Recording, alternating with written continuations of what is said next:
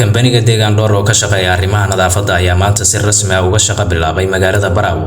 Gudoomiyaha maamulka degmada Baraawo Mudane Cumar Cabdullaahi Maxamed, mas'uuliyiinta kambaniga, saraakiisha amniga iyo xubno kale ayaa ka qayb galay ololihii ugu horeeyay ee nadaafadeed uu maanta qabtay kambaniga. Aadan Xasan Nuur oo ah gudoomiyaha kambaniga ahna milkiilaha iyo maamulaha kambaniga Cabdulqaadir Maxamed Cali oo ugu horreyn warbaahinta goobta kula hadlay ayaa faahfaahin ka bixinaya howlaha uu qaban doono kambaniga iyo qorshayaasha kaga degsan soo celinta bilicda caasimadda. Marka hore waxaan halkan ka salaamayaa maamulkii amniga qaybooda kala duwan tan xigta maanta waxaan halkan u taaganahay saan ugu shaqeyn lahayn nadaafadda degmada.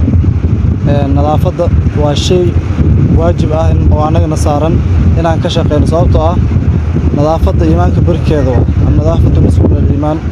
insha Allah waxaan diyaar u nahay degmada bilicdeeda inaan soo celino kambaniga deegaan dhowr ayaa ka howlgali doona howshaas insha Allah. dhammaan dadka ku nool degmada Baraawo waxaan leenahay iska soo diiwaangeliya qaybta xafiiska deegaan dhowr insha Allah. waxaan rajaynayaa inaad arintaasi nala garab siin doontaan hadoo Ilaahay raali. Dhinaca kale saraakiisha amniga ayaa dhankooda ballan qaaday inay kambaniga ku garab siin doonaan fulinta wax walba oo horumarinta magaalada ah.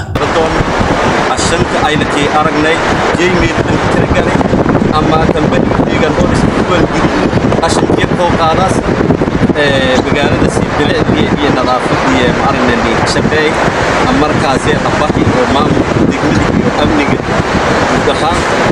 ugu dambeyn gudoomiyaha maamulka degmada Baraawo Mudane Cumar Cabdullaahi ayaa u mahad celiyay mas'uuliyiinta kambaniga deegaan dhowr isagoo ku amaanay howlaha baaxadda leh ay u qabanayaan deegaanka.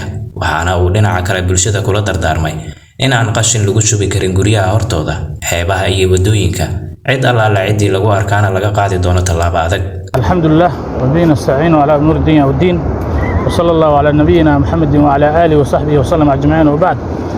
maanta ay taariikhdu tahay 12 bisha 3 2025 waxaan u taagannahay haddii Ilaahay yiraahdo inaan daahfurno markaan aragnay magaalada iyo qaabka ay u nooshahay iyo gudaafada ay isku bedeshay. markaan aragnay waxaan go'aansanay in la daahfuro in badan aan raadinay oo barnaamijkaas naga kaafisay inaan helno. Ilaahay wuxuu qadaray kambanigan la yiraahdo deegaan dhowr in aan helnay aanan ku heshiinay in ay qashinka magaalada ay ugu qaadaan magaalada nadiifiyaan magaalada nadiifa ay soo saaraan. runtii wax aad looga xumaado waa meesha hadda aan taagannahay waa meesha magaalada caawda ay ka qaadato badii waa xeebtii waaye dabeeshan hadda intuu socoto magaalada saas u gashaa waxa ay geynaysaa waa cudur. halkan gadaasheeda wax buurta aad u jeedaan waa qashin, waa hilibkii xoolaha, waa qashinkii calooshii iyo madaxii iyo lafihii waaye.